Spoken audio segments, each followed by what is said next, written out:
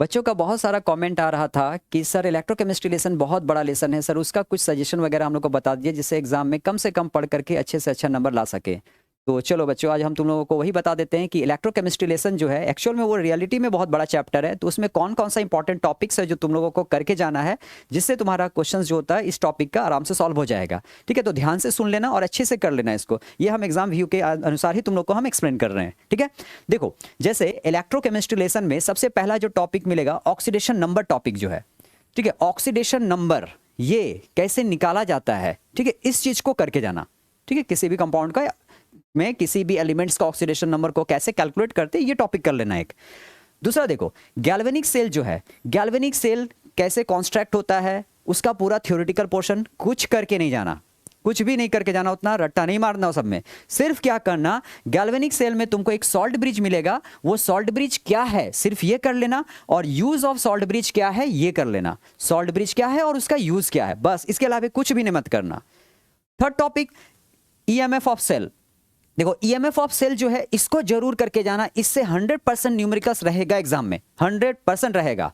और उसमें देखो क्या करके जाना, नस्ट इक्वेशन के थ्रू है ना, जो न्यूमेरिकल्स मिलेगा तुम्हारा वो न्यूमेरिकल्स क्वेश्चन करके जाना। और हम तुमको सजेस्ट करेंगे कि एनसीईआरटी टेक्स्ट बुक के इंडेक्स में और जो बाहर क्वेश्चन है सिर्फ वो करके चल जाना, काफी है, वो एनफ है।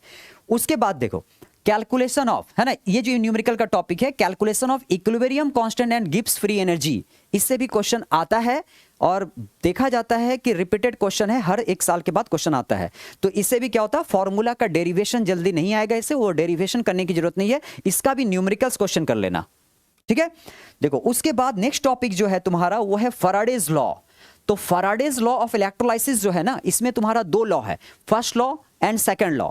ठीक है, ये दोनों थ्योरेटिकल पोर्शन कर लेना, खासकर झारखंड बोर्ड वाले और स्टेट बोर्ड वाले ये सब कर लेना। ठीक है, Bihar board, Jharkhand board, state board वाले जितने हैं ये कर लेना। सीबीएसई वाले जो है इसका न्यूमेरिकल्स मस्ट करके जाना, न्यूमेरिकल्स क्वेश्चन आना ही आना है इसे एक।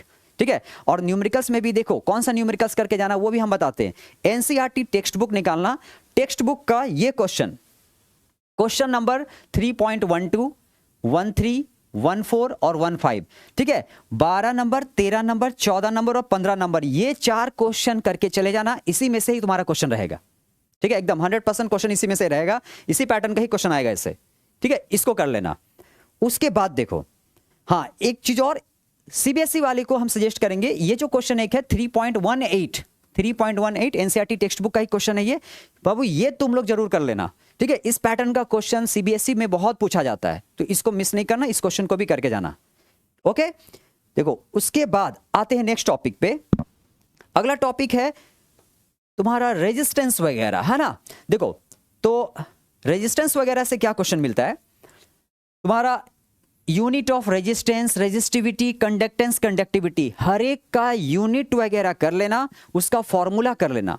ठीक है, डेफिनेशन कर लेना, यूनिट कर लेना, फॉर्मूला नहीं भूलना, वो जरूर करके जाना। इसमें एक सेल कांस्टेंट बोल करके है, सेल कांस्टेंट OL/A, उसको देख के जाना एक बार। ठीक है, इससे क्वेश्चन मिलेगा तुम्हारा। फिर बचा क्या, उसके बाद है तुम्हारा मोलर कंडक्टेंस और इक्विवेलेंट कंडक्टेंस। सीबीएसई में इक्विवेलेंट कंडक्टेंस से क्वेश्चन रहता है। ठीक है, और स्टेट बोर्ड में, झारखंड बोर्ड खासकर बिहार बोर्ड में इक्विवेलेंट से जल्दी क्वेश्चन नहीं मिलेगा, उसका क्वेश्चन तुम्हारा रहेगा मोलर कंडक्टेंस का। तो मोलर कंडक्टेंस तुम लोग जरूर करके जाना, और सीबीएसई वाले जो है वो इक्विवेलेंट कंडक्टेंस, इसको देख के जाना। ठीक है, इसको नहीं छोड़ के जाना। उसके बाद देखो, उसके बाद एक टॉपिक है cell, primary cell and secondary cell. Spelling wrong हो गया यहाँ, CELL होता है cell, primary cell and secondary cell.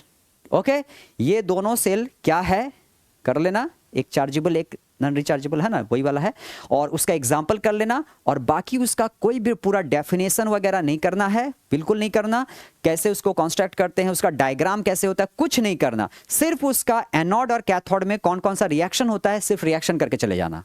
ठीक है, कि सेल का रिएक्शन कैसे, जैसे ड्राई सेल उसका केमिकल रिएक्शन क्या है ना, मरकरी सेल उसका रिएक्शन क्या है, लेड स्टोरेज सेल उसका रिएक्शन क्या है, सिर्फ रिएक्शन करके जाना और कुछ भी नहीं। उसके बाद कोरिजन, ये कोरिजन टॉपिक सीबीएसई के लिए बहुत इंपॉर्टेंट है।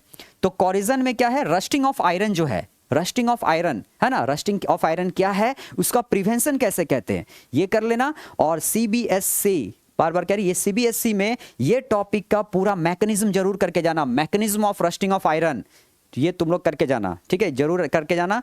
और state board, Jharkhand board, Bihar board में हम उम्मीद है इस बार ये नहीं पूछना चाहिए, बट फिर भी समय है अभी, हम कहेंगे कि एक बार देख लेना, सिंपल सा एक रिएक्शन है, करके चल जाना, इतना करके चले जाना काफ़ी है ना। इलेक्ट्रोकेमिस्ट्री बहुत लेंदी चैप्टर है, ज़्यादा दिमाग में टेंशन लेने की जरूरत नहीं है, इतना कर लेना काफ़ी है, सारा क्वेश्चन सॉल्व हो जाएगा, डेफिनेटली हो जाएगा, ठीक है। तो चलो आज के लिए इतना ही, हम नेक्स्ट फिर अगला जो टॉपिक है उसका भी इंपॉर्टेंट क्वेश्चन लेके फिर आ जाएंगे। ओके, चलो इतना कर लेना।